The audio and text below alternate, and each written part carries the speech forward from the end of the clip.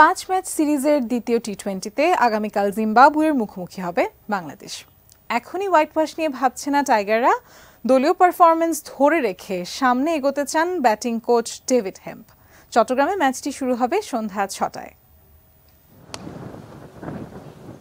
আত্মবিশ্বাসের সঙ্গে সিরিজ শুরু করা টাইগাররা সাগরিকায় প্রথম ম্যাচ জিতে সিরিজে 1-0-তে এগিয়ে গেছে। চট্টলার ব্যাটিং সহায়ক উইকেটে তাসকিন সাইফুদ্দিনদের দাপুটে বোলিংয়ের কোনো জবাবই গত ম্যাচে ছিল না জিম্বাবুয়ের কাছে। সেই দিক থেকে লিটন দাস ছাড়া বাকি ব্যাটাররা ছিলেন বেশ সাবলীল। সামনেই টি-20 বিশ্বকাপ, সেটিরই প্রস্তুতির মঞ্চ এই জিম্বাবুয়ে সিরিজ। এখানেও অফ ফর্ম থেকে বেরোতে পারেননি ডানহাতি ওপেনিং ব্যাটার। তবে লিটনের ওপর আস্থা হারাচ্ছেন না টাইগারদের ব্যাটিং কোচ।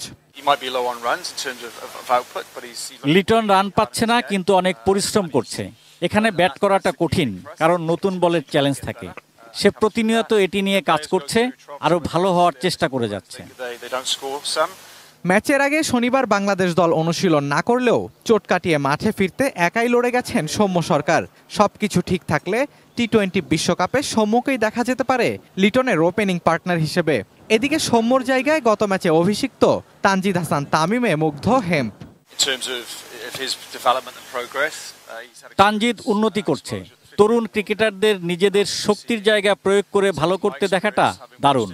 এখন সে সঠিক পথেই এগোচ্ছে। প্রথম টি-20তে অনায়াসে জয় পেলেও এখনই হোয়াইট ওয়াশের চিন্তা করছে না বাংলাদেশ।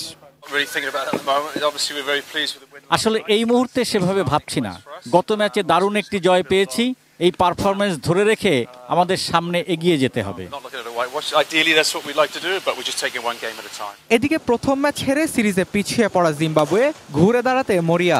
দুদলের মুখোমুখি সবশেষ সিরিজে জিম্বাবুয়ে জিতলেও বাংলাদেশের মাটিতে তাদের পরিসংখ্যান খুব একটা ভালো নয়। তবে প্রথম ম্যাচে ব্যাটারদের ব্যর্থতা ঘুচিয়ে দ্বিতীয় ম্যাচেই ভালো করতে চাইবে জিম্বাবুয়ে।